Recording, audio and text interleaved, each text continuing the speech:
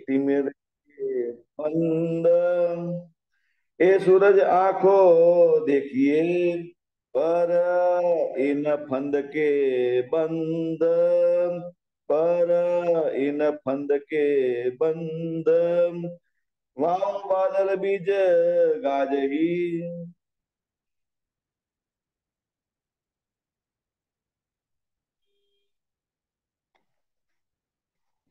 फरमाइश नसा जी।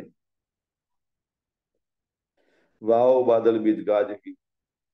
आप सब शब्दों के उस्ताद, हे अक्षरादि दाम दणी पार ब्रह्म सच्चिदानंद स्वरूप उत्तम पुरुष, आखिरुल जमा इमाम मेहदी, मेरी आत्म और परात्म के धाम दुल्हा स्वामी श्री प्राणनाथ जी, वाला श्री सुंदर साथ जी।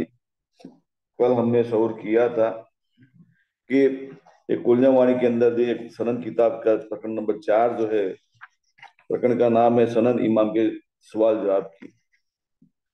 तो सुंदर जी, ये जो सवाल जवाब जो हो रहा है श्यामा महारानी और अक्षराज धनी के बीच में, जो बातें हुई थी वही बातें रोल्ला श्यामा महारानी जो कही, ईसा रोल्ला श्यामा महारानी, या फिर रचना श्यामा जी की जो कहे, श्यामा जी खुद का जो अनुभव, सारी बातें इंद्रादी परातक को निमित्त मात्र बनाते हुए हमारी परातक में सन्मुख जाहिर कर रहे, गुलजावाणी के जरिए जाहिर कर रहे। ये वाणी हमारा जीव पढ़ रहा है, जागृत को लेकर पढ़ रहा है।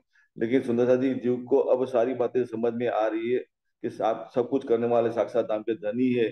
तो जीव के मार्फत से लीला देखने वाली हमारी परातक भी समझ रही है कि सारी बातें धनी ही मुझे मेरे साथ कर रहे हैं। हमारी परातन को ये अनुभव हो रहा है कि जो श्यामा माणी का जो अनुभव है वही मेरा अनुभव है। जो इंद्रावती की परातम जो अपने दिल भीतर धन के साथ शोर करते हुए जो बातें करती है और जो अनुभव प्राप्त करती है, वही अनुभव मेरा भी हो रहा है। सुंदर सा जी, तो ये जो कि इन श्यामा महारानी की जो बात करे, तारतम की बात याद करे सुंदर सा जी, तो तारतम की मैंने अभी तक में चौपाई थोड़ी निकाली है। तो क्या बात हुई थी समझे, समझते हैं थोड़ी। तो कि 10 दिन 10 15 हुए कथा सुनते कान, मतलब कि देवचंद्री महाराज कांची भट्ट के मंदिर में भागवत कथा सुन रहे हैं। एक पीतक का प्रकरण नंबर 6 है, चौपाई नंबर 26 है। तो दिन 10 15 हुए कथा सुनते कान, तहाँ आए दीदार दिया तुमको मेरी पहचान। मतलब साक्षात धाम के धनी श्यामा महारानी को दीदार दिया। किसको दी दिया? श्यामा महारानी को। लेकिन दुनिया जानती नहीं है कि दीदार कौन कर रहा है और कौन दीदार दे रहा है, क्योंकि दुनिया तो देवचंदी महाराज का तन देखती है और क्या जानती है, ये तो भागवत की कथा सुन रहा है। लेकिन सुंदर सा जी, सारी घटना घटित हुई है तो श्यामा महारानी के दिल भीतर हो रही है। और श्यामा महारानी का अंग जो कहे सुंदरबाई जो है, तो सुंदरबाई के दिल भीतर भी सारा ये अनुभव हो रहा है। तो क्या कहते हैं कि दिन 10 15 हुए कथा सुनते कान, तहाँ आए दीदार दिया तुमको मेरी पहचान। तरी पूछ रहे, तुमको मेरी पहचान है? तो सुंदर सी श्यामा माणी कैसे जवाब दे पाती, सोचिए, क्योंकि इससे पहले 2 बार अनुभव हुआ है। किसका? दीदार होने का अनुभव 2 बार पहले हुआ है। एक बार कच्छ के रण के अंदर हुआ है, तो जो स्वरूप उनको नजर में आया था तो 6 फुट लंबा था। वो स्वरूप कैसा था? 6 फुट लंबा था। दूसरी बार दीदार हुआ श्याम बाल बाकी भी श्री कृष्ण के वाघा वस्त्र अपने घर लाकर जामनगर आ गए। यहाँ 14 वर्ष तक भागवत सुन रहे सुंदर जी। तो उस दरमियान घर के अंदर चितवनी के द्वारा गए तो अखंड वृंदावन का अनुभव होता है, बाल कृष्ण का अनुभव होता है। तो वो स्वरूप छोटा था, कद में छोटा था। पहली बार जो दीदार हुआ था वो कैसा स्वरूप था? 6 फुट लंबा था और उम्र जैसे बड़ी दिखाई देती थी। लेकिन दूसरी बार जो दीदार हुआ तो कद छोटा था, उम्र छोटी दिखाई दे रही थी। और तीसरी बार जो अब भागवत सुनते हुए तीसरी बार हमारी श्यामा महारानी दीदार कर रही है, तो स्वरूप का तो कोई अलग ही है। मतलब कि नाम के धनी ने अपने परम नाम के अपने असल स्वरूप से दीदार दिया, लेकिन पहचान क्या कर रहा है कि तुमको मेरी पहचान। श्यामा महारानी कैसे पहचान कर सकती है? क्योंकि 3 बार, ये तीसरी बार भी अनुभव हो रहा है तो सामने जो प्रकट हो रहा है वो स्वरूप कुछ और ही है। जो पहली बार जो अनुभव हुआ था उन दो स्वरूप से ये तीसरी बार जो दीदार हुआ है वो स्वरूप अलग है। तो क्या कहते हैं कि वह किशोर अति सुंदर स्वरूप खिला जो वृंदावन। मतलब इतना तो समझ में आ गया, धनी ने पहचान कराई कि ब्रज रास लीला जो तूने मूल मिला बैठे देखी है, उस लीला जो जिस जिन्होंने की है, उस लीला करने वाला तो मैं और तुम दोनों थे, दूसरा कोई नहीं था। जीव माध्यम बना था सुंदर सा जी। ये सारी बातें तीर्थरी महाराज को समझ में आ गई, तो क्या कहते हैं, देख श्री वृंदावन जी ने कहा, देख श्री देवचंद्र जी ने कहा, जैसी गवाही दई मन, मतलब कि अपनी मन की गवाही से, स्पष्टता से नहीं कहते, क्या कहते हैं, तो हमारे खावन इतना जानते हम। तो सुंदर सा जी, ये जागृत बुद्ध की हकीकत ही ऐसी है, क्योंकि दैनिक दिल के भीतर जागृत को प्रवेश कर दिया है, और जागृत को प्रवेश होते हुए ये सारी बातें हो रही है, धनी के साथ बातें हो रही है, किसकी, श्यामा महारानी की, धनी के साथ बातें हो रही है। और क्या कहते हैं, तुम हमारे खावन एता जानते, हम आपको पहचानो तो, कौन कहाँ से आए तुम। अब राज्य क्या पूछते हैं, तुम अपने आप को पहचानते हो कि कहाँ से आए हो, ये खेल क्यों देख रही हो, पता है, नहीं जानते। तो क्या कहते, इतना हम जान रहे थे, जो धनी हमारे, तो क्या कहते, हम तो धनी बस इतना ही जानते हैं कि आप हमारे धनी, दूसरा कुछ जानते नहीं है। तो क्या कहते, कहा तुम इतना ही जान रहे थे, बस इतना ही जानते हो, अब बतावे हम, अब मैं तुम्हें बताता हूँ।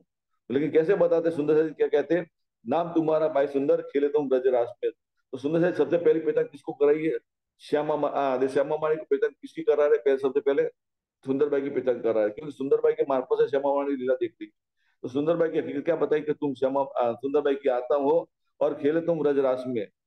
और फिर क्या कहते हैं, मनोज पूरे न भय, तीसरा हुआ तीन से, अब सब साथ बुलाए के आओ अपने धाम, धनी वे साथ कहाँ आए, कहा मैं भेजो तमाम, मतलब कि धनी आप कहाँ जाओगे, तो क्या कह दिया, मैं भेजूंगा तुम्हारे पास, सबको तुम्हारे पास भेजूंगा, और ये भागवत कागज तुम्हारा, सो तुम्हें खुले कलाम, और कोई ना खोल सके ये जो खलक आम।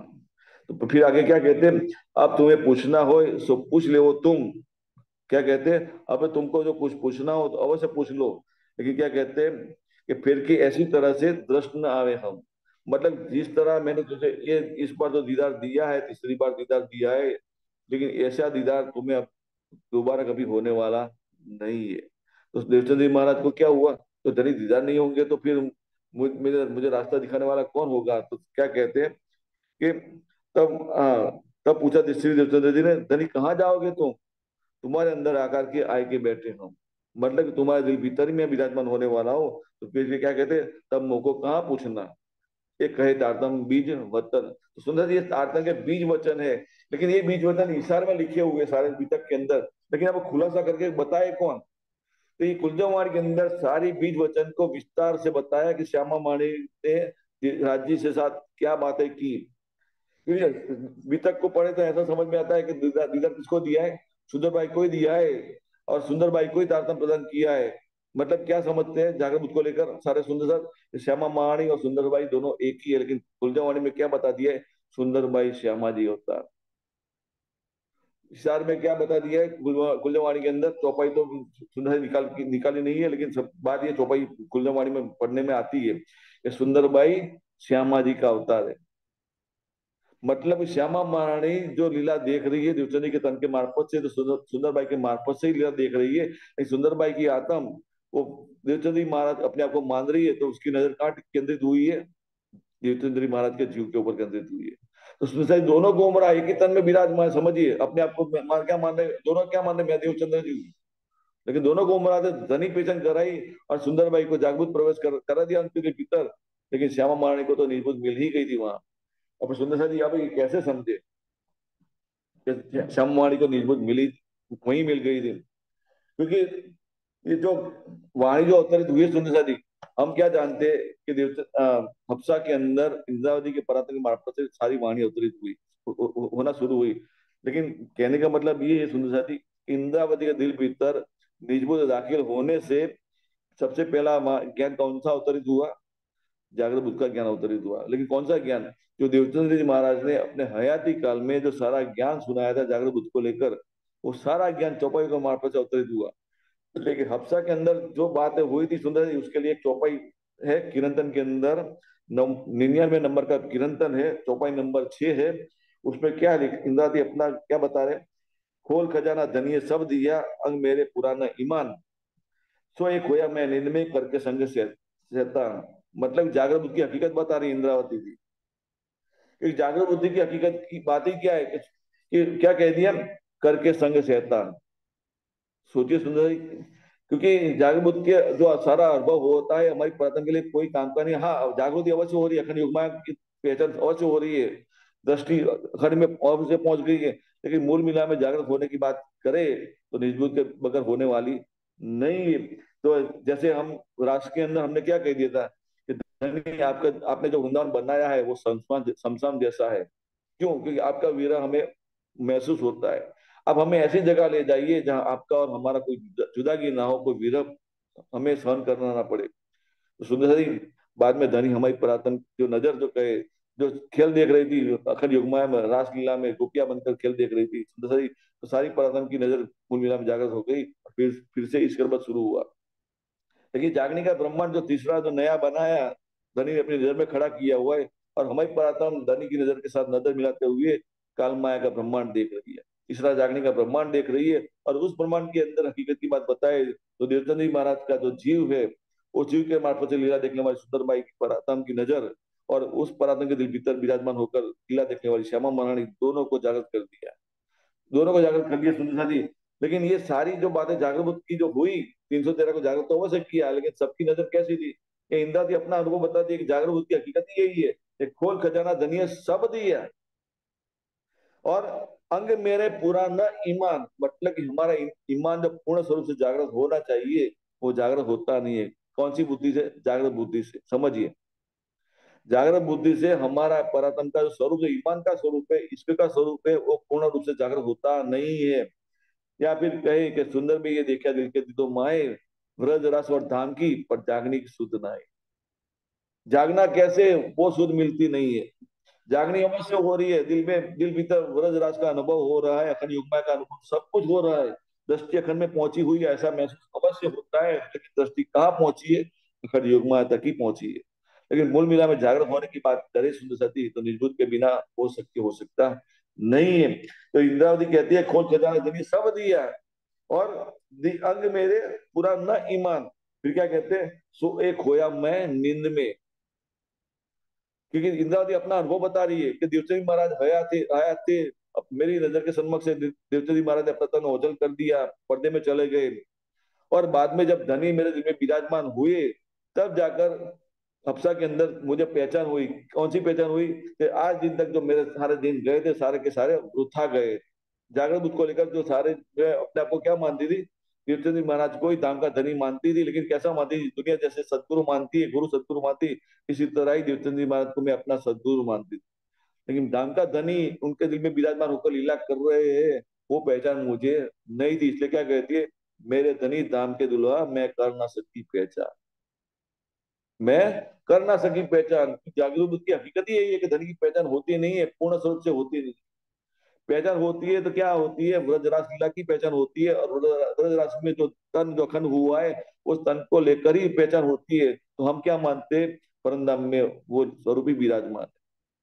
क्योंकि हमें साक्षात जैसा ही अनुभव होता है, अखंड युग्माया का अनुभव हो रहा है, व्रजरास लीला का अनुभव होता है, तो हमारी नजर वहीं केंद्रित हुई, बस उस लीला में मस्त महसूस होती है, आनंद की अनुभूति महसूस करती है। क्योंकि वो लीला कैसी है? ईश्वर की लीला है। रासलीला हमने इश्क की लीला, क्योंकि अक्षर ब्रह्म को पैदा कराने के लिए इश्क की लीला की थी, रास की लीला की थी।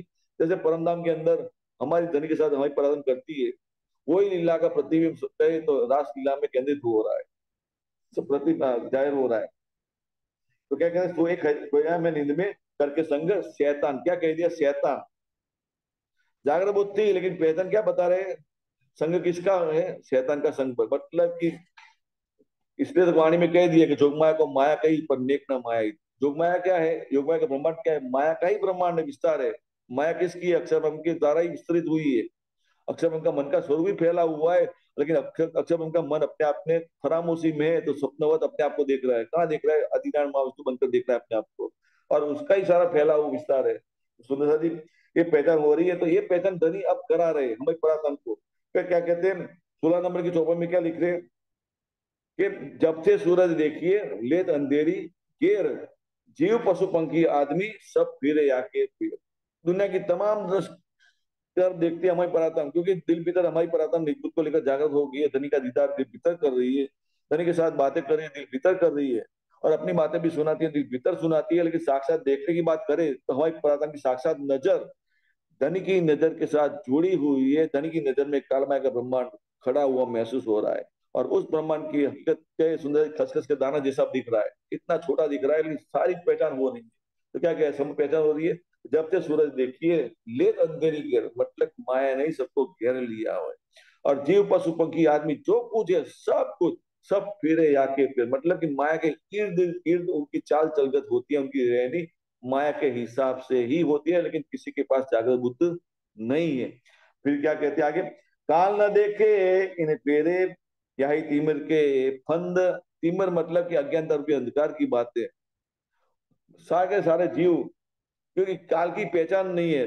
जैसे हम पहले कल हमने शुरू किया था कि ये बेनियास्ती बीस बक्का 12,000। जिस तरह हमारा स्वरूप इश्क का है, हमें परात्पर स्वरूप इश्क का है, हमें इश्क की पहचान नहीं थी, इश्क के अंदर डूबे हुए थे धन के इश्क में। और धन की पहचान नहीं थी, परंधा की पहचान नहीं थी, अपने स्वरूप की पहचान नहीं थी, अपने आप की पहचान नहीं थी। और लीला क्या कर रहे हैं वो लीला की भी पहचान नहीं थी, लेकिन बस मस्त ऐसे ही मस्त थे, निजानंद की मस्ती में मस्त थे, इश्क के लीला में मस्त थे। लेकिन पहचान धनी को करानी है, निज को देकर करानी है, और जागृत बुद्ध को देकर देकर सत्ता की पहचान करानी है, सुंदर सा जी। लेकिन जागृत बुद्ध किसको प्रदान कर रहे हैं? जीव को प्रदान कर रहे हैं, जीव के मार्फत से सारी पहचान कर रहा है। जीव दुनिया की तरफ से अपनी नजर अखंड में कर लेता है हटाकर, तो जीव भी अपने आप को कहाँ महसूस करता है? अखंड में खड़ा महसूस करता है। और वो जीव के मार्फत से लीला देखने वाली हमारी परात्म अपने आप को मूल में जागृत महसूस करते हैं, निजभूत प्रदान करते हुए। और ये निजभूत प्रदान करने वाले कौन है? साक्षात धाम के धनी है, सुंदर साथी। जब निजभूत दिल में दाखिल हो जाती है तो सारी पहचान हो जाती है। तो क्या समझ में आता है? इस सूरज आंख को देखिए, इन फंद के बंद। दुनिया की तरफ देखने की देख के सारी बातें अनुभव अनुभव में हो रही है कि जो मेरा अनुभव था वही अनुभव दुनिया का है, लेकिन धनी ने मेरे जीव पर मेहर करी, मतलब कि मेरा ठाकुर का जीव जो है, इंद्रावती कहती है, मेरा मेरा ठाकुर के जीव पर धनी ने मेहर कर दी। उसको जाकर मुझको देकर खड़ा कर दिया, कहाँ? अफसार के अंदर खड़ा कर दिया, दोबारा खड़ा कर दिया। और जीव खड़ा हुआ और अपनी दृष्टि अखंड में कर दी, तो सुधा इंद्रावती कहती है मेरी पराक्रम की नजर भीतर जागृत हो गई। और सुंदर जी, जो श्यामा मारणी ने अनुभव किया वही अनुभव मेरी पराक्रम का हो रहा है। कहने का मतलब ये सुंदर जी, और वही अनुभव हमारी पराक्रम अब समझ रही। इंद्रावती के अंगे संगे चलने की बात है, सुंदर साथ जी। तो काल न देखे इन फेरे, यही तिमिर के फंद। ये सूरज आंखों देखिए, पर इन फंद के सब सारे के सारे बंधन नजर में आते हैं। ब्रह्मा विष्णु महेश भी बंधन में बंधे हुए नजर में आते हैं। आदि नारायण महाविष्णु भी बंधन में बंधा हुआ नजर आता है। सुंदर साथ सोचिए तो आप मुक्ति कैसे मिलेगी? दुनिया के तमाम जीव मुक्ति के लिए प्रयास कर रहे, बहुत सारे धर्म बनाए हुए, पंथ बनाए हुए, पेड़े बनाए हुए, संप्रदाय बनाए, वाड़े बनाए हैं। उसने सर जी, जो जिनको पर भाव ज्यादा महसूस होता है, अपना इष्ट बना लिया, उसको अपना परमात्मा बना लिया। लेकिन सारे के सारे माया के बंधन में बंधे हुए, जकड़े हुए, घेरे हुए। लेकिन किसी को माया से पर उठने की बात करे तो माया की पहचान ही नहीं है। क्या लीला कर रहे, पहचान नहीं है। मानो हम ईश्वर के स्वरूप में डूबे तो हमें ईश्वर की पहचान नहीं थी, उसी तरह जीव को भी, जीव में मोह मोह में डूबा हुआ है, मोह की पहचान नहीं है। लेकिन ये मोह की पहचान कैसे होती है? जागृत बुद्ध के द्वारा ही होती है। लेकिन ईश्वर की पहचान हमारी परात्मा को कैसे होती है? निज बुद्ध के द्वारा ही होती है, सुंदर साथी। लेकिन सबसे पहले जीव को ये जागृत होना जरूरी है। जीव जागृत नहीं होता है तो उसको ये काम होने वाला नहीं है। जीव को जागृत बुद्धि मिल जाती है और हमारी परात्म अखंड युग माया तक पहुंच जाती है, सुंदर जी। तो हमारी परात्म के लिए रफ का तखत धनी हजार जो खड़ा ही कर दे सन्मुख, और उसी रफ के तखत के सवार होकर, मतलब ईश्वर के स्वरूप में सवार होकर अपने खुद का इसका स्वरूप धारण करते हुए धनी के चरणों में हजार जो खड़ी महसूस करती है कि मैं क्या मानती है, मैं तो मूल मिला में बैठी हूँ। हमारी परात्म की पहचान हो जाती है, सुंदर सा जी। फिर वाव बादल बीज गाजी, जिमी जल न समाए, ये पांचों आप दिखाए कि फिर न पैदा हो जाए।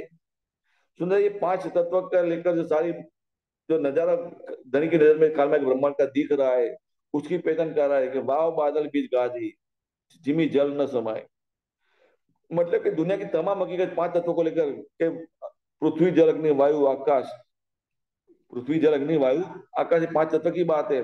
सारे के सारे पांच तत्वों की पैदाश हुई थी, समझ में आ रही है कि सारे बनने वाले और मिटने वाले। लेकिन हम दुनिया का जीव जागृत बुद्ध को लेकर चलता नहीं है, सुपर बुद्ध को लेकर चलता है, तो उसको समझ में क्या आता है कि पांच तत्व की बनी चीजें है ना, वो अखंड है, कभी मरने वाली नहीं। सुंदर सा महाभारत में जब युधिष्ठिर को एक यक्ष मिला ना, उसके साथ बहुत सारे प्रश्न हुए थे, उसमें एक प्रश्न ऐसा था कि सबसे बड़ा आश्चर्य क्या है? सबसे बड़ा आश्चर्य क्या है? तो युधिष्ठिर जवाब देते हैं कि सबसे बड़ा आश्चर्य ये है कि दुनिया के तमाम जीव यही मानते हैं मैं कभी मरने वाला नहीं हूँ, और सारी लीलाएं बस अखंड होए ऐसे ही मानता है। कभी मैं मरने वाला नहीं हूँ, और उस बस ऐसे ही बस लीला करते जाता है, कभी मरने वाला नहीं हूँ। इससे बड़ा आश्चर्य क्या होगा। और ये सत्य हकीकत हमारी पुरातन को नजर में आ रही है, इसलिए क्या कहती है ये पांचों आप दिखाए के फिर न पैदा हो जाए। फिर क्या कहते हैं, यहाँ भी अनेक ब्रह्मांड में दे दे दिखाई दसों दिस। दसों दिस मतलब कि धनी इतनी बारीकाई से हमारी पुरातन के साथ सारी बातें सॉल्व कर रहे हैं, ब्रह्मांड ब्रह्मांड की पहचान करा रहे हैं। क्योंकि सारा अनुभव हमारे दिल भीतर हो रहा है, लेकिन सुनते ही जो हमारी पुरातन दिल भीतर अनुभव कर रही है, निज बुद्ध के द्वारा पहचान कर रही है, वो सारी अनुभव की बातें, सारी पहचान की बातें जो श्यामा महारानी को तारतम देते हुए धनी ने जो बातें बताई थी, इशारे में क्या है ना, मूल बीज वचन, वो सारी बातें वही बीज वचन हमारे सन्मुख खड़ा हुआ महसूस होता है। इसलिए हमारी पुरातन क्या समझती है, सो तो अब जाहिर भय सब बीत वतन सही। सुंदरी तारतम की हकीकत हमारी पुरातन को तभी नजर में आती है, बाकी इसके बगैर होती नहीं है। तो क्या कहते हैं, या भी अनेक ब्रह्मांड में जैसे दिखाई दसों दिश। दसों दिश का मतलब सुंदर एक भी कोना बाकी नहीं रखा है, क्योंकि दुनिया दसों दिशा का मतलब कि नजर के सन्मुख की बात करें तो नजर के सन्मुख दिखाई देता है, पीठ के पीछे की बात करें, अगल बगल दाएं बाएं की बात करें, फिर चार कोने की बात करें, और ऊपर और नीचे की बात करें, उसी तरह दसों दिशा होती है। मतलब पूर्व पश्चिम उत्तर दक्षिण और अग्नि नैऋत्य वायव्य और ईशान, और ऊपर और नीचे, इसी तरह 10 दिशाओं मिलाकर, मतलब कि कालमाय का ब्रह्मांड के एक भी कोना हमारी पुरातन को समझाने के लिए धनी ने बाकी रखा नहीं है। सुंदर सा जी सोचिए, सारी बातें समझ में कब आती है। कल हमने दृष्टांत दिया था कि एक बड़े पहाड़ की तलहटी में खड़े हुए, और पहाड़ के ऊपर क्या क्या है कुछ दिखाई देता नहीं है। तो उसको देखने के लिए तो पहाड़ चढ़ना पड़ेगा, और पहाड़ की टोच पर जाकर देखते हैं तो सारी दुनिया इतनी छोटी नजर में आती है, सारी दुनिया स्पष्ट दिखाई देती है। लेकिन नीचे खड़े होते हैं तरहटी में, तो दुनिया की कोई पहचान हमें होती नहीं है, लेकिन पर्वत की टोच पर जाकर सारी दुनिया को देखते हैं, इधर उधर सारा नजारा हमारी नजर के सम्मुख छोटा छोटा महसूस होता है। मानव हमारी दृष्टि ऐसे फैली हुई नजर में आती है पूरी दुनिया में। तो यही अनुभव हमारी पुरातन को हो रहा है, खसखस के दाने जैसा ब्रह्मांड दिख रहा है। कहाँ दिख रहा है, धनी की नजर में दिख रहा है। और सारी पहचान हो रही है निजबुद्ध के द्वारा, जागरूक बुद्धि द्वारा जीव समझ रहा है, और निजबुद्ध के द्वारा हमारी पुरातन सारी बातें समझ रही है। तो या भी अनेक ब्रह्मांड में दे दिखाई दसों दिश, ये मोजल लहरा ले हुई सागर सबे एक रस। मतलब तमाम दुनिया की हकीकत सुंदर सा जी एक गुलजम वाणी का पहला ही प्रकरण है, उसमें मोजल की सारी बातें बताई हुई है। ब्रह्मांड का सब कुछ सारा खजाना कहे, ये ऊपर सु कहू बीजा नाम ते कहना कहू, कहे ना सागर शिखर ना मुखिया क्या है। मतलब सागर का मतलब कि विशाल स्वरूप जो दुनिया दिखाई देती है, और उसकी तरहटी की बात करें और पर्वत की टोच की बात करें, जहाँ तो दुनिया जिसको परमात्मा मानती है, आदिनारायण ब्रह्मा विष्णु महेश और सब कुछ को परमात्मा मानती है, या फिर पाताल की बात करें तो शेष साई सिया पर आदिनारायण महाविष्णु सोया हुआ है, और टोच की बात करें तो ब्रह्मा विष्णु महेश को अपने ऊपर मान रहा है, कुछ सारी दुनिया मान रही है। मतलब कि दुनिया दुनिया के देवी देवता की तमाम हकीकत समझ में आती है, सारे के सारे मोजल को लेकर खड़े हैं, मतलब कि मोह के अधीन है, शायद कोई फंदे में छूटा नहीं, सब एक रस दिखाई देते हैं, मतलब कि मोह के रस के अधीन है। तो ये मोह से छुड़ाने वाले कौन है, तो जागृत है वही छुड़ाएगा सुनसा जी। इस जीव को हमारी बात समझ में आती है, जागृत के द्वारा समझ में आती है, और धनी की मेहर हमारी प्रांत को समझ रही के द्वारा। एक कोयडा काली रेणका कोई न पावे कल मूल, 20 नंबर की चौपाई सुनते साथी कि एक कोयडा काली रेणका कोई न पावे कल मूल। काली रेणका मतलब कि अंधकार रूपी रात है, लेकिन अंधकार कैसा है, अज्ञानता रूपी अंधकार है। सोचे सुंदर जी, हम छोटे थे तो पढ़ाई में एक कथा, एक वार्ता आती थी, कहानी आती थी। एक बहुत बड़ा हाथी खड़ा है नजर के सन्मुख, और हाथी का वर्णन करना है, 6 अंधे वर्णन कर रहे हैं, आंखों से अंधे हैं, और उनको कहा गया है कि भाई आप हाथी का वर्णन करो। तो 6 के 6 अंधे जो है, वो हाथी, किसी ने पैर पकड़ लिया, किसी ने सूंड पकड़ ली, किसी ने पूंछ पकड़ ली, कोई हाथी के पर चढ़ गया और पीठ पर सवार हो गया, किसी ने उसके माथे पर सवार होकर उसको कान पकड़ रहा है, फिर कोई उसका दांत पकड़ रहा है, दंत पकड़ रहा है। तो सुन रहा है, जो जिसको जो हाथ में आया उसी हिसाब से, आंखें अंधी है, देख सकते नहीं है, सारा कुछ महसूस वो कर रहे हैं, अपने हाथों के स्पर्श के द्वारा महसूस कर रहे हैं, और अनुभव में ले रहे हैं तो वर्णन करते हैं तो कैसा करते हैं। जिस किस एक अंधे के हाथ में पैर आया तो वर्णन कैसा कर रहा है कि हाथी बहुत बड़ा है, विशाल है, लेकिन खंबे जैसा है। हाथी कैसा है? खंबे जैसा है।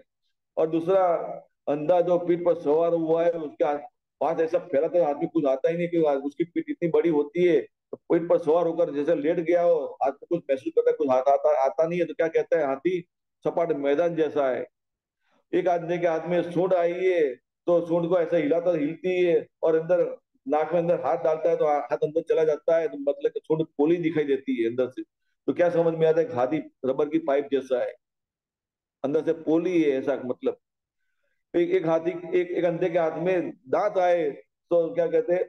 हाथी के हाथी का वर्णन कर क्या कहते हैं? हाथी मतलब त्रिशूल जैसा है, मतलब उसके मतलब इतनी धार की ऐसी है कि किसी को चुभे तो खून निकल जाए, ऐसा मतलब ऐसा वर्णन करते हैं।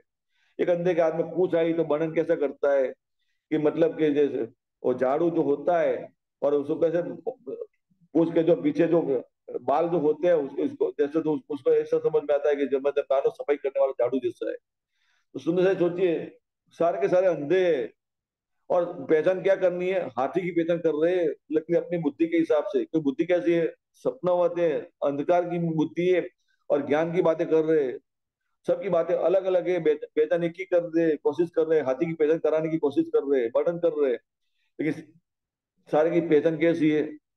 झूठी है, गलत है, असत्य है। लेकिन ये पहचान किसको होती है? जो आंखों से देखने वाला वाला जो होता है उसको समझ में आता है कि ये सारे अंधे हाथी का वर्णन गलत कर रहे हैं। तो ये जो जागृत है, आंखें खुली हुई है, अपनी आंखों से हाथी को देखने वाला है, वो अंधों को पहचान कराता है कि क्या कहता है? भाई तुम्हारी पहचान तुमने तुम्हारे हाथ में जो जो आया उसी हिसाब से वर्णन करो, हकीकत में हाथी ऐसा नहीं है। आओ मैं आपको पहचान कराता हूँ। फिर क्या कहता है? हाथी है, चार पैर है, लेकिन पैर ऐसे खंबे जैसे है, पूंछ है, तो मतलब समझे? तो सारी पहचान अपने देखकर सारी पहचान कराता है, तो सारे अंधों को सारी बातें समझ में आती है। तो सुंदर जी, इसी तरह दुनिया जो जिनको हाथ में आया तो दुनिया कहती है परमात्मा साकार है, कोई के निराकार है, कोई कण कण में परमात्मा है, तुम में परमात्मा है, मेरे में परमात्मा है। तो सुंदर, इसी तरह अपनी अपनी बुद्धि के हिसाब से सारे दुनिया वाले परमात्मा की पहचान कर रहे हैं। लेकिन अब ये जो कह रहे, ये कोयडा काली रेत का, इसी तरह कोई ना पावे कर मूल। मूल की बात करें तो कोई वो पहचान में किसी को आई नहीं है। कहाँ कल कुल्ली कुलप, जो द्वार न पाइए सूल। मतलब कि अंधकार रूपी दरबार, मानो समझो कि अंधकार रूपी एक कमरा है, और उस कमरे के अंदर एक अंधे को बंद कर दिया।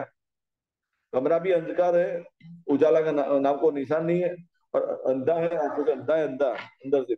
और दरवाजे से बाहर निकलने की कोशिश करता है तो दीवार के सहारे सहारे ऐसे चलेगा, ऐसे दीवार के सहारे सहारे हाथ लगाते हुए, स्पर्श करते हुए दरवाजा की तरफ पहुंचने की कोशिश करेगा। लेकिन सोचे सुंदर सा दरवाजा आने से पहले उसको खुजली आती है, तो खुजाने के लिए खुजाने की कोशिश करता है, और दरवाजा आगे निकल जाता है, और फिर हाथ रखता है तो वो दीवार हाथ में आती है। तो सुंदर सा इसी तरह कहे तो दुनिया के अंदर आदिनारायण महाविष्णु ने ऐसी जाल फैलाई है, ऐसी जाल फैलाई है कि कोई जीव कोशिश करेगा खंड में जाने की, तो मानो कि सुंदर से थोड़ा प्रयास करेगा तो उसको खुजली आ जाएगी। खुजली आएगी आ जाएगी मतलब वो गुमराह हो जाएगा और माया के बंधन में कैद हो जाएगा। और दरवाजा कहे अखंड का दरवाजा कभी उसको नजर में आने वाला नहीं।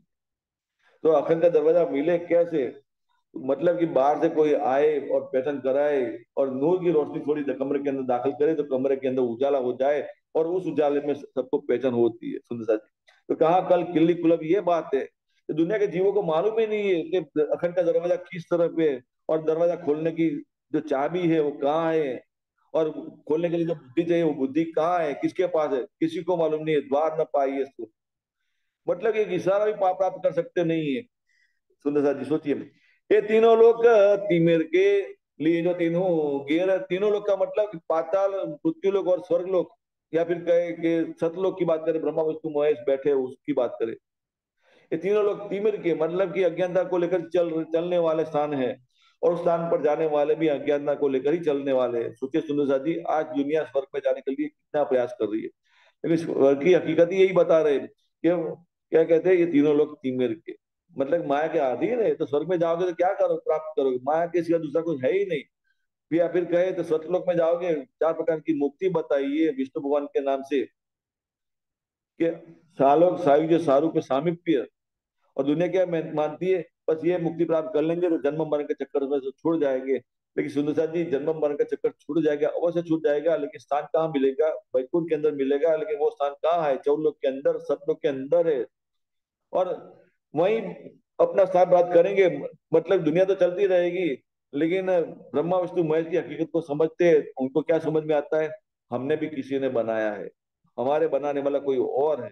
तो वो जो दूसरा है उसको ढूंढने के लिए अपने स्थान पर बैठे प्रयास कर रहे हैं। वो जीव को मालूम नहीं है, किसको? दुनिया के जो जीव वहां मुक्ति प्राप्त करे, अखंड 4 प्रकार की मुक्ति प्राप्त करने वाले जीव, जो उस स्थान में जाने वाले जीव है, उनको ये हकीकत कोई मालूम नहीं कि ब्रह्मा विष्णु महेश भी अपने निजी तौर की बात करें, अपने अंतस्करण की बात करें, उनको मालूम है कि मुझे किसी और ने बनाया हुआ है। हमारी उत्पत्ति हुई है, तो हमारी उत्पत्ति हुई है तो स्वाभाविक कि हमारा लय होने वाला है। लेकिन वो मुक्ति का स्थान प्राप्त करने वाले अन्य जीव जो है, ब्रह्मा विष्णु महेश के साथ रहने वाले जो है, उनको कोई बात मालूम। कहने का मतलब ये सुंदर जी, जब महाप्रलय हो जाएगा तो सारे सब कुछ नष्ट हो जाएगा। भागवत में सब कुछ लिखा है, 5 तत्व नष्ट हो जाते हैं, 14 लोग नष्ट हो जाते हैं। 3 गुण की बात करें तो 3 गुण भी नष्ट हो जाते हैं। और दुनिया के तमाम अनुभव की बात करें 5 तत्वों को लेकर, तो 5 तत्वों से अलग छठा कोई तत्व किसी को नजर में आता नहीं है। 14 लोग के सिवाय दूसरा कोई लोग नजर में किसी को आता नहीं है। और 3 गुण के अलावा दूसरा कोई गुण नजर में आता नहीं है। तो सारे की सारी दुनिया भटकी हुई है। लेकिन सुंदर साथी, जब निजबूत को लेकर हमें पराधम सारी बातें समझती है तो क्या समझ में आती है? गुण निर्गुण से परे है कौन? साक्षात धाम के धनी। 5 तत्वों से परे है, इसलिए क्या कह दिया? शब्दातीत अनुभव हो रहा है सारा कुछ लेकर। लेकिन सुंदर दृष्टि अखंड में अवश्य पहुंच जाती है, जागृत बुद्ध को लेकर जीव की दृष्टि अखंड में पहुंच जाती है। जीव सारी पहचान करता है, ये सारी पहचान गुण निर्गुण से परे और अक्षर अक्षर से पारा। लेकिन दौड़ लगाने की बात करें तो अखंड युग्मा में ही अटक जाती है। तो ये तीनों लोग तीन मिल के लिए जो तीनों घेर, ये निरखे में निके कर पर पाइय न काऊ। शेर शेर मतलब एक रास्ता है जो गए उसमें से निकलने वाला रास्ता है, किसी को नजर में आता नहीं। और ये सारी सच्चाई हमारी नजर के सम्मुख हो रही है। मतलब हमारी पुरातन सारी बातें समझ रही है, सहूर कर रही है, धनी समझा रहे, दिल भीतर समझा रहे, सारी बातें समझ रही है। निर्बुद्ध के द्वारा साक्षात देखने की कोशिश करती है, धनी की नजर नजर के साथ नजर मिलाकर बैठी है, साक्षात देखने की कोशिश करती है। तो कालमा का ब्रह्मांड ही धनी की नजर में दिखाई देता है। और ये ब्रह्मांड खसखस के दाने जितना आप छोटा दिख रहा है, दृष्टा भाव से देख रही है अपने आप को, दुनिया से किनारा कर लिया है। जीव ने भी किनारा कर लिया है, अपने आप को खड़ा अखंड में महसूस कर रहा है, और दृष्टा भाव से दुनिया को देख रहा है।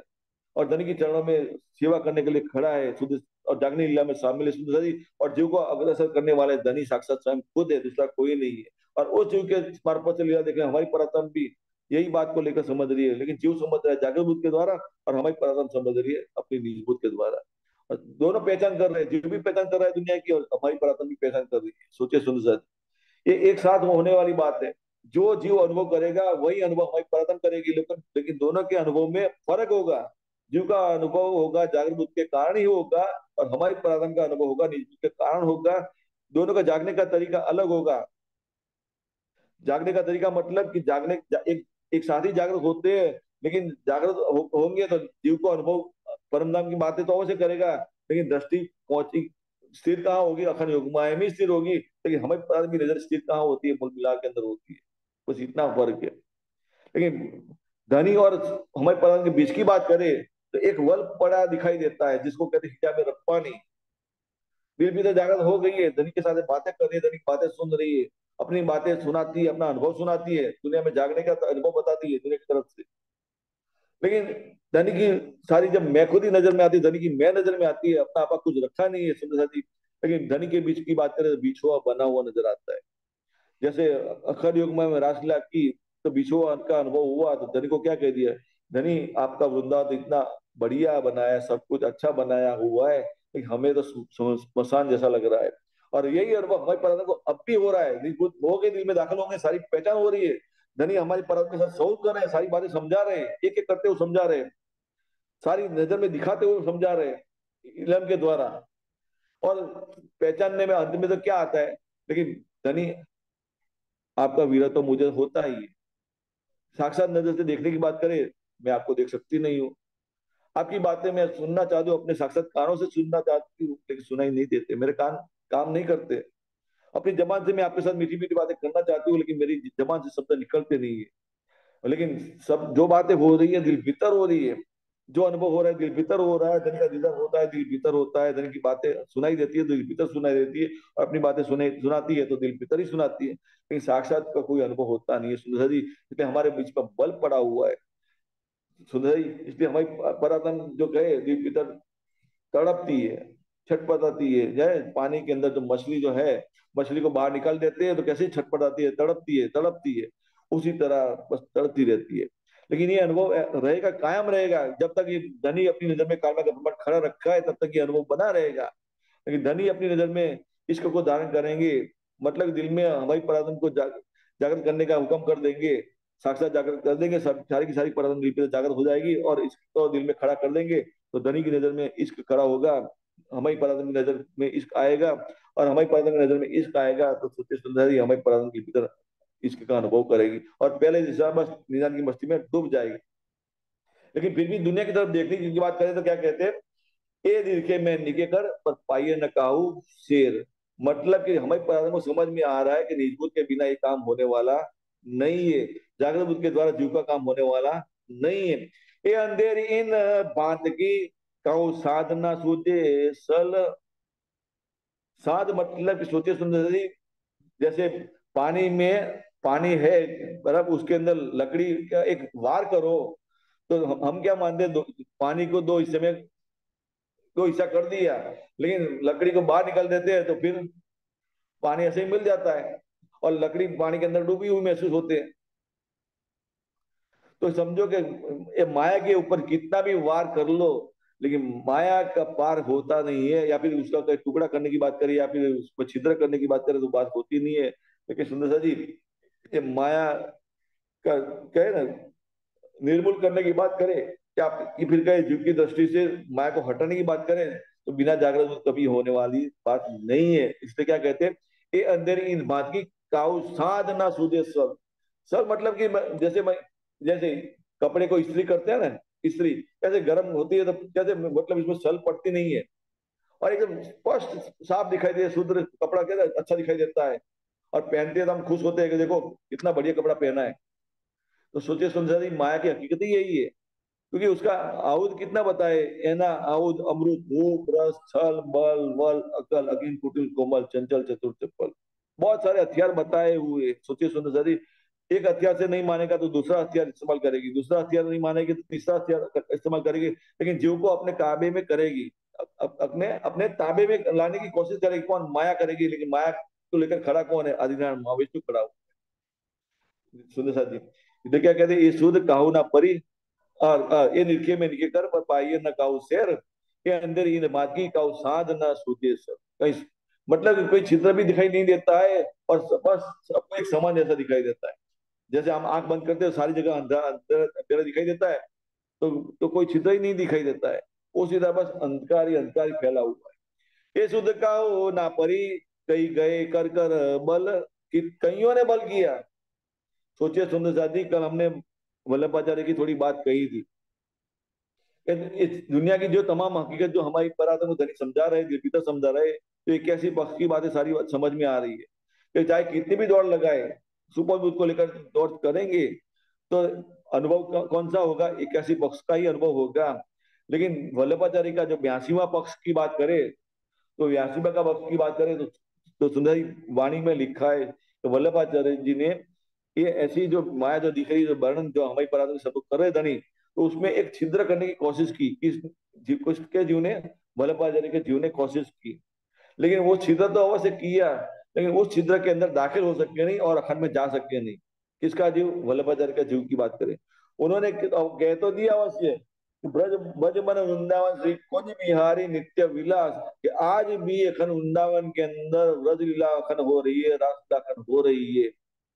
लेकिन अखंड ब्रज रासलीला का अनुभव कैसा होता है, अखंड रासलीला का अनुभव कैसा होता है, उसको देखे तो कैसे देखे, कहाँ देखे, वो बात करने की आती है तो वल्लभाचार्य शंकराचार्य जी को कोई इस बात समझ में आई नहीं, तो सोचे सुंदर जी अपनी सुपर बुद्ध के मार्फत से क्या दुनिया के अंदर जाहिर कर दिया कि व्रज रासलीला जो अखंड हो रही है, तो अखंड आज दुनिया के अंदर जो भारत देश के अंदर मथुरा है उसके पास वृंदावन आया हुआ है, तो वृंदावन के अंदर एक स्थान ऐसा बता दिया है, यहाँ रासमंडल में रासलीला हो रही है, आज भी हो रही है।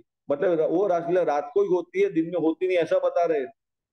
या फिर क्या कहते हैं, दिन में तो होती है, मतलब अखंड तो हो रही है, लेकिन दिन में देखने के लिए उसके लिए दिव्य दृष्टि चाहिए, ऐसे वो बातें बता रहे हैं। सोचिए सुंदर जी, एक तो झूठ, ऊपर से दूसरा झूठ, अपने आप को सत्य साबित करने की बात है। लेकिन ब्यासी का पक्ष अवश्य जाहिर कर दिया, अखंड की बात थोड़ी इशारे में जाहिर कर दी, लेकिन सारी बातें जाहिर हुई, सुंदर सारी सारी हमारे वास्ते निशानी के तौर पर जाहिर हुई है। एक एक जीव को दुनिया के अंदर निमित्त बनाया हुआ है, इन सारे के सारे जीव जिनके मार्फत से सारी निशानियां अवतरित हुई है, वो सारे के सारे जीवों ने सुपन बुद्ध को लेकर ही सारी बातें कही है, लेकिन जो बातें इशारे में लिखवाई गई है वो बातें किसी एक भी जीव को समझ में आई नहीं, क्योंकि जागृत बुद्ध हो तब पता चले ना। कबीर जी के अक्षर की पंचवास्ताओं की बात करें, आदि महाविष्णु कहे, सुखदेव जी कहे, फिर महादेव जी की बात करें, फिर सनकादिक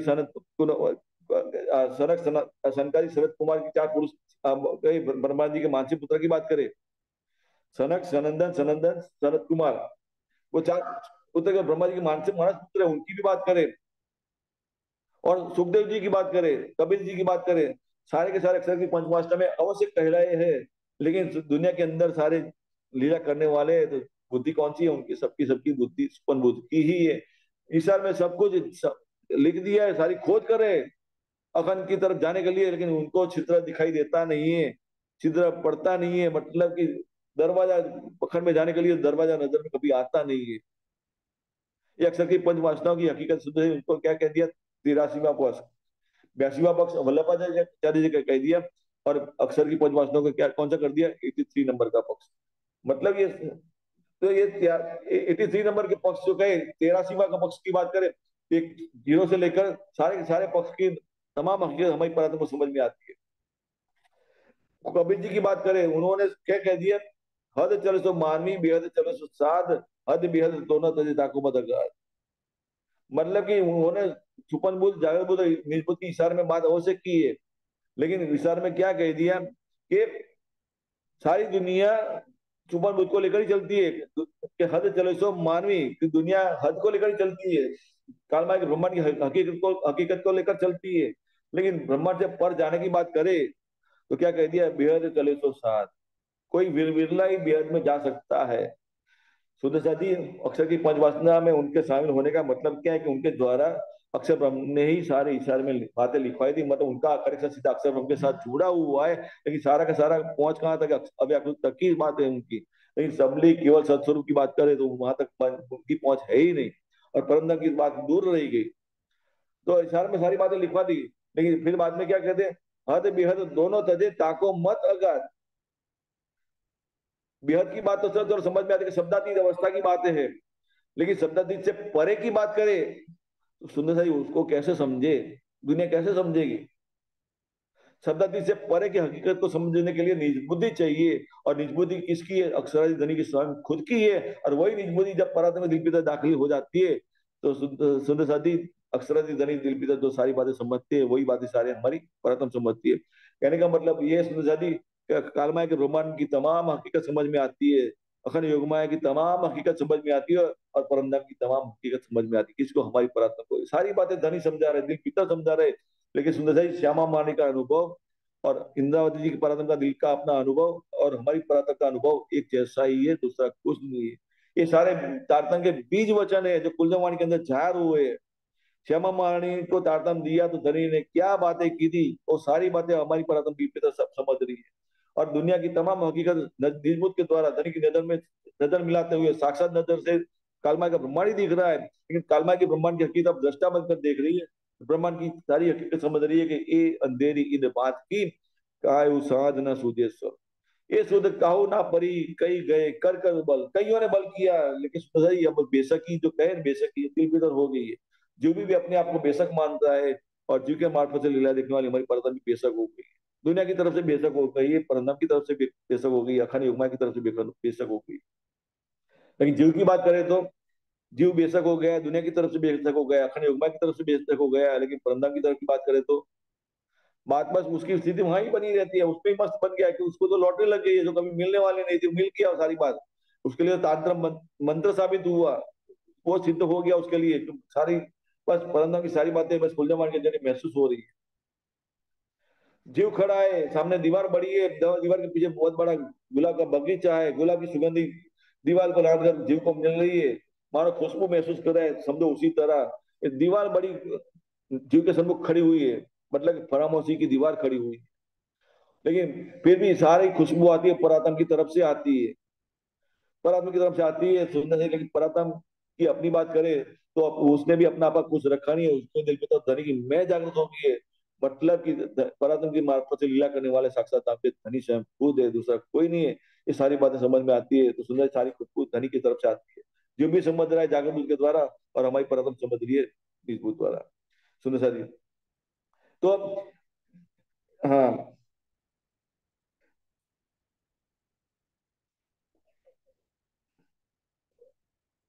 चौपाई नंबर, हाँ, ये तीनों लोग तीमेर के लिए जो तीनों गेर, ये तीनों लोग तीमेर के लिए जो तीनों गेर, लेकिन घेरा किसने, माया ने ही घेरा है। तो क्या कहते हैं, ए निरखे मैं निके कर पर पाइए न काहू शेर, वही रास्ता देखने के बाद सारा सब स्पष्ट समझ में आ गया। फिर क्या कहते हैं, ए अंधेरी न बादगी काहू सान न सुझे सल, ए सुध काहू ना परी गए कई गए कर कर बल, ज्ञान लिया कर दीपक अंदर अपना गम, ज्ञान लिया कर दीपक, कोई सारा दुनिया के अंदर जो धर्म ग्रंथ की पहचान हो रही है सुंदरी, सबकी अपनी अपनी रोशनी है, नूर है, लेकिन उनकी रोशनी उनका नूर जो कहे तो कैसा है, दीपक भाती है, लेकिन सूरज के समान तो कोई नहीं है जो पूरा अंधेरा दूर कर दे दुनिया की तरफ से। तो क्या कहते हैं, अंधेर आप ना गम, मतलब माया की पहचान नहीं हो रही है, खुद की भी पहचान नहीं हो रही है, सोचे सुंदर, लेकिन इशारे के मार्फत से धर्म ग्रंथ जार हो गए उनके मार्फत से। तो वो जिनके मार्फत से सारे धर्म ग्रंथ अवतरित हुए दुनिया के अंदर, उन जीवों की बात करें, उनको खुद की पहचान नहीं है, उनके मार्फत से अवश्य रोशनी जाहिर होगी दुनिया के अंदर, धर्म ग्रंथों की तमाम हकीकत जाहिर हो रही है, ईश्वर की बातें जाहिर हो रही है उनके अंदर जीव के मार्फत से। लेकिन फिर भी उनकी हकीकत की बात करें तो अंधेर आप ना गम। माया की पहचान किसी को नहीं है, सुबह उसकी पहचान नहीं है, बस बातें ज्ञान की कर रहे हैं, लेकिन बातें कौन सी बुद्धि से कर रहे हैं, सुबह दूध को लेकर ही कर रहे हैं। इत दीपक उजाला क्या करे, ये तो 14 तबको तम, क्योंकि सारे 14 लोग की हकीकत की बात करें, हमारी परतम समझ रही है, क्या समझ रही है, ये जो दुनिया के धर्म ग्रंथों की रोशनी जो है, उसका जो उजाला है, रात अंधेरी रात में टिमटिम करने वाले तारे जैसी है, या फिर कहीं पूर्णिमा का चंद्र रात में फैला हुआ है, अपनी रोशनी फैलाता है, तो उसके जैसी है। लेकिन रात की बात करें तो रात को रात ही बनी रहती है, अंधकार तो अंधकार ही बना रहता है, उजाला तो कोई होता नहीं है, लेकिन उजाला कब होता है, जब सुबह में दूसरा दिन सुबह होता है, सूरज निकलता है, तो सारा अंधेरा गायब हो जाता है, और टिमटिम करने वाले तारे भी कहाँ खो गए पता नहीं चलता है, और पूनम का चढ़ना जो आकाश में खिला हुआ था, वो पूनम की रोशनी भी कहाँ चलेगी पता नहीं चलता है। सुंदरी कहने का मतलब ये सुंदर सा दीप जब निजबूत के द्वारा कुंजम वाणी जाहिर हुई, मार्फत रूपी सूरज निकला, तो ये सूरज की रोशनी के अंदर दुनिया के तमाम धर्म ग्रंथों की रोशनी शामिल हो गई है। बीच का चंद्रमा कहे, मोहम्मद की बात करे, उनको बीच का चंद्रमा कहा गया है, या फिर कहे कुरान के अंदर जो ज्ञान की जो बातें लिखी हुई है, वो उसके चंद्रमा जैसी है, क्योंकि कुरान के अवतरित होने पहले सारे दुनिया की हकीकत क्या थी, अमास जैसी थी, मतलब कि अंधेरी काली घेरी रात्रि थी, उसमें टिम टिम तारे चमक रहे थे, अपनी रोशनी फैला रहे थे, सारे धर्मग्रंथों की हकीकत ये थी। लेकिन उस ऐसी अमावस्या की रात्रि के बाद एक एकम के बाद दूज निकला, मतलब चंद्र ने अपनी थोड़ी कला को विस्तार किया, मतलब थोड़ी रोशनी फैलाई, तो ये रोशनी किसके मार्फत से फैली, मोहम्मद के तन के मार्फत से, कुरान जो अवतरित हुआ उसके मार्फत से, मतलब कि सुपन बुद्ध के ऊपर एक कलश रखा गया जिसको कहते हैं सुपन बुद्ध का कलश।